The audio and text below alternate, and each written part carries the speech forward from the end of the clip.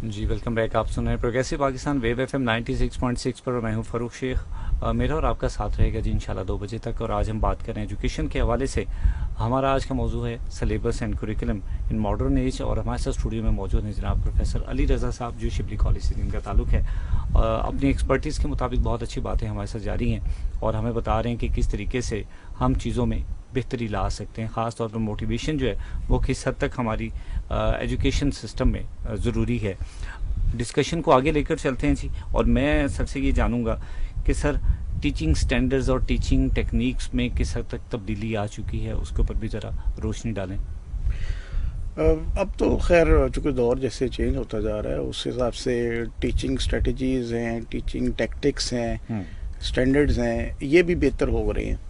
और उसकी main reason यही है, इंफॉर्मेशन है। उसकी मेन जो बेस है बेसिकली वो ये आपका डिजिटल सिस्टम है, जो आपका सोशल मीडिया ख़ास तौर पे। चूँकि पहले हमें याद है कि इतनी एक्सेस नहीं थी, हमारे टीचर्स को भी एक्सेस नहीं थी। जब हम स्टूडेंट्स थे हमें नहीं एक्सेस थी। अब चूँकि जैसे ये दौर डिजिटलाइजेशन की तरफ जा रहा है वैसे वैसे इंफॉर्मेशन बढ़ती जा रही है। तो उस हवाले से टीचिंग स्टैंडर्ड्स, स्ट्रेटजीज, टैक्टिक्स ये सब इम्प्रूव होते जा रहे हैं। और एक अच्छा टीचर जो होता है वो जितने टीचिंग स्ट्रेटजीज़ को और टीचिंग टैक्टिक्स को क्लासरूम में यूज़ करता है वो उतना ही टीचर बेहतर होता है। तो हमारे मुल्क में बहरहाल अब चूँकि प्राइवेट सेक्टर भी है, काफ़ी इंडल्ज है, तो उनके आने से काफ़ी बेहतरी आ चुकी है। टीचिंग स्टैंडर्ड्स में भी आ चुकी है और टीचिंग टैक्टिक्स और स्ट्रेटजीज में भी बेहतरी आ चुकी है। सर एक साइड पर टीचिंग स्टैंडर्ड्स या फिर टेक्निक्स या टैक्टिक्स बहुत इम्प्रूव हो रहे हैं और तेज़ी के साथ जी हो रहे हैं। दूसरी साइड पर हमें ये लगता है कि हमारा जो एजुकेशन सिस्टम में सिलेबस या इब्तदाई चीज़ें हैं वो बुकिश नॉलेज के ऊपर चलती जा रही जी हैं। बिल्कुल।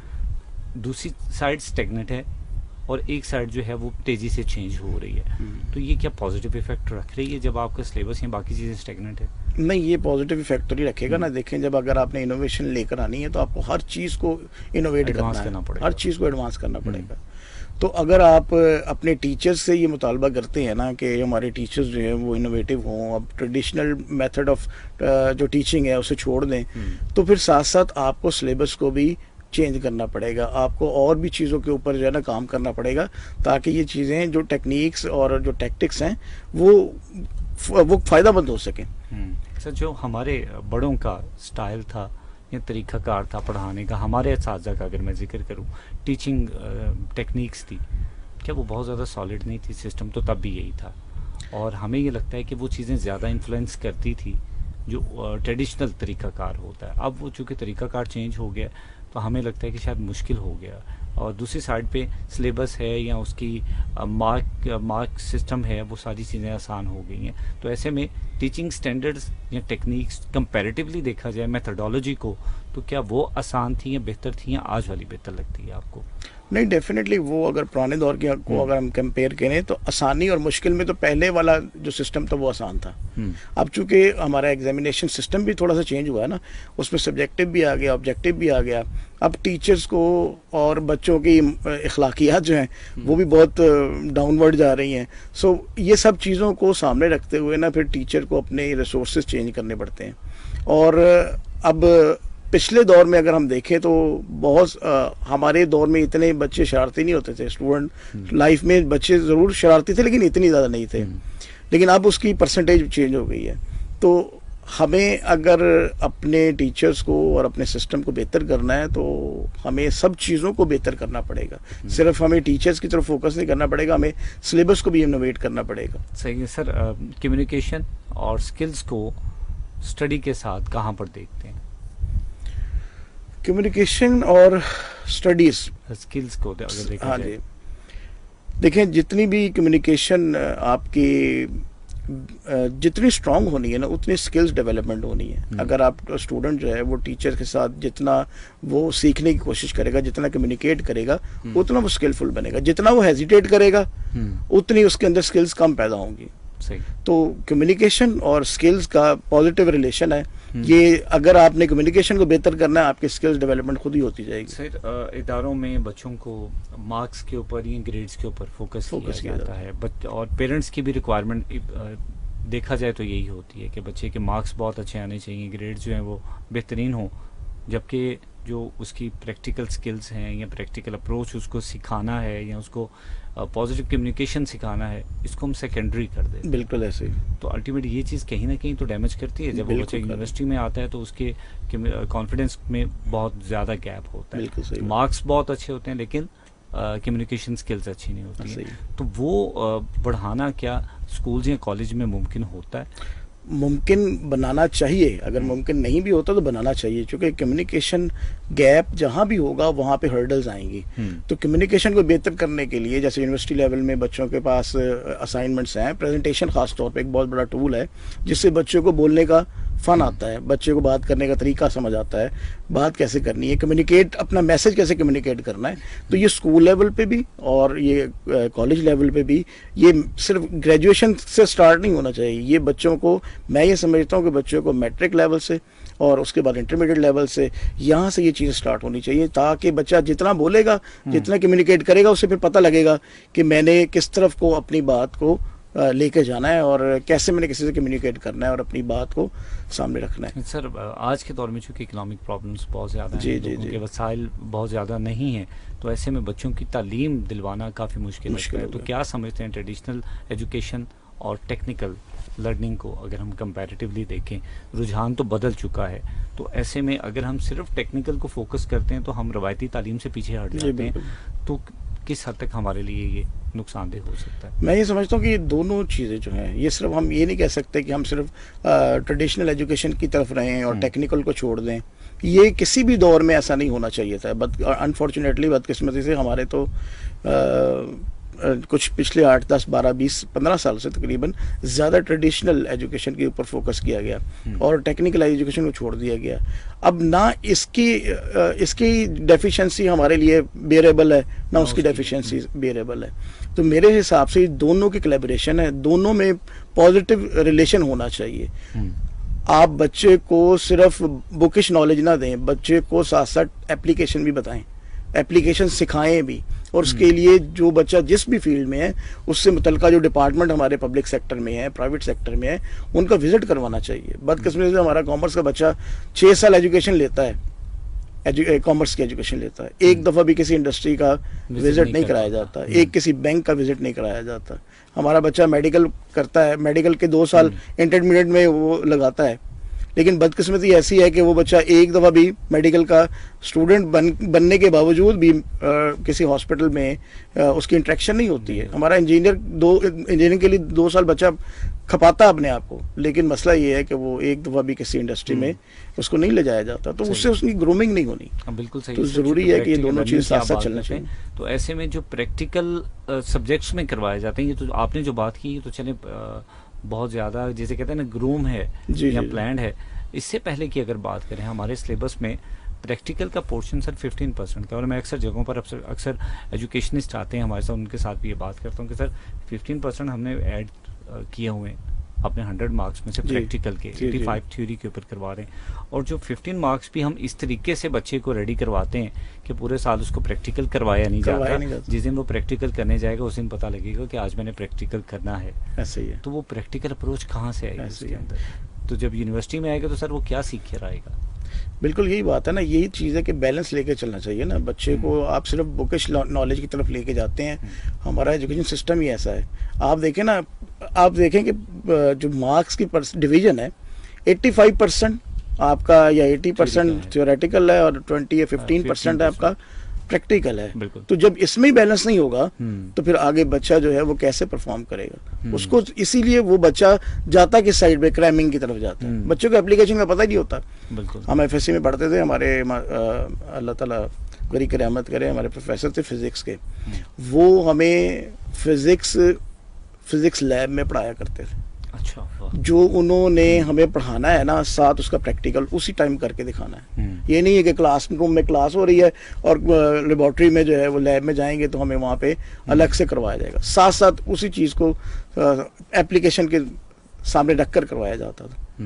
تو اس سے لرننگ جو ہے وہ امپروو ہوتی ہے، اس سے بچے کے کانسیپٹ بلڈ ہوتے ہیں، کلیئر کٹ ہو جاتا ہے. تو بچہ جب اب ہم نے ڈویژن رکھ دی ہے 85%, थ्योरेटिकल की 15%, तो वो बच्चा उसको फॉर ग्रांटेड लेता है, वो कहता है ठीक है ये 15% है नंबर है, वो भी कहीं कैश सुन के वो भी लग जाएंगे, तो उसकी एप्लीकेशन जो है वो जीरो हो जाती है, या आप इसको रखें ही ना, हालांकि आपके वक्त की जरूरत है कि ये तो मेरे हिसाब से बिल्कुल होना चाहिए, और इसकी परसेंटेज ज्यादा होनी चाहिए मेरे हिसाब से। 50% आपका प्रैक्टिकल अप्रोच होनी चाहिए, 50% आपका थ्योरेटिकल होना बल्कि चाहिए। इससे भी ज़्यादा ज़रूरी है कि हमारे तालीमी इदारों में ये रुझान भी होना चाहिए कि साथ साथ इसके ऊपर काम भी किया जाए, बिल्कुल ना कि ऐसे पूरा ही। साल हम थ्योरी पढ़ा के लास्ट में प्रैक्टिकल के टाइम पे बच्चे को लेकर आएँ कि अच्छा आप प्रैक्टिकल इस तरीके से करेंगे। बिल्कुल सेकेंडली सर, माहौल का आपने जिक्र किया, माहौल बड़ा असरअंदाज होता है जी जब प्रैक्टिकल का, कि जैसे आप पढ़ते थे फिजिक्स के लिए, तो फिजिक्स लैब में आप पढ़ते हैं तो माहौल पूरे का पूरा वहाँ पे डेकोरम बना होता है, तो बच्चे का माइंडसेट होता है लर्निंग का। ऐसे ये बहुत सारे इदारों में फुकदान है। अब तो खैर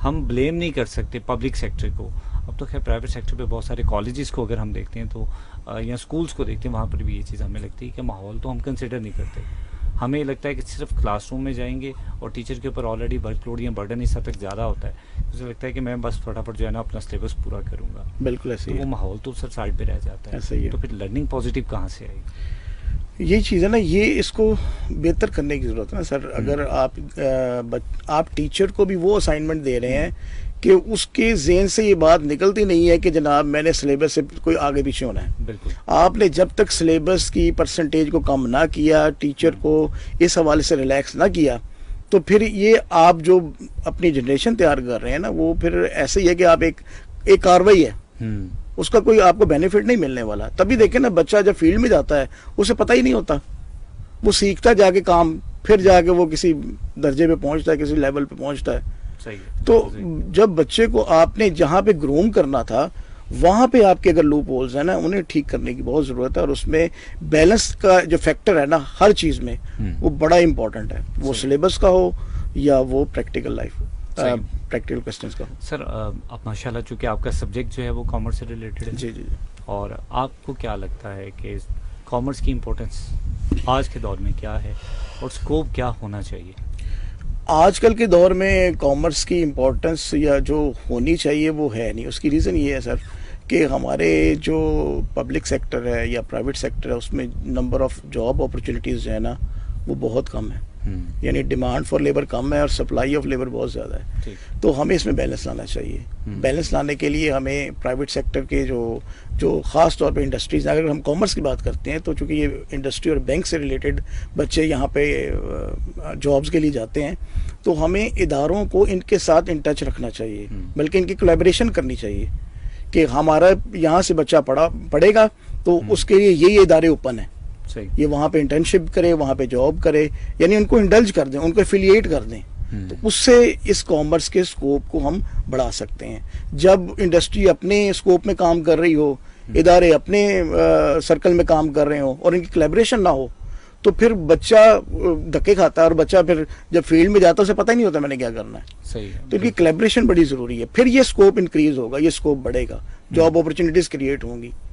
तो ये माइंडसेट कैसे चेंज किया जाए कि जो कुछ नहीं कर सकता या जो कुछ नहीं कर पाएगा वो कॉमर्स में एडमिशन ले लेगा या आर्ट्स में चला जाएगा, जबकि ये हमें ये लगता है कि बहुत बड़ी नेग्लिजेंस है कि हमें ख़ास तौर पर कॉमर्स या आर्ट्स की फील्ड में बहुत ज़्यादा कॉम्पिटेंसी नहीं मिलती है इब्तदाई तौर पर। बिल्कुल सही। और ये सिर्फ और सिर्फ माइंडसेट की बात है, ये माइंडसेट क्या चेंज करना मुमकिन है? जी बिल्कुल है। वो कैसे है, जैसे हमने स्टार्ट में शुरू में बात की थी करियर काउंसलिंग की, ये उसके ऊपर बेस करता है। आप अपने बच्चे को जितना अच्छा उसकी काउंसलिंग करते हैं, उनके पेरेंट्स की काउंसलिंग करते हैं, ये फिर उसका नतीजा फिर आगे जाके ये निकलेगा कि हमारा बच्चा राइट डायरेक्शन पे होगा और राइट वे में जो है वो मूव करेगा।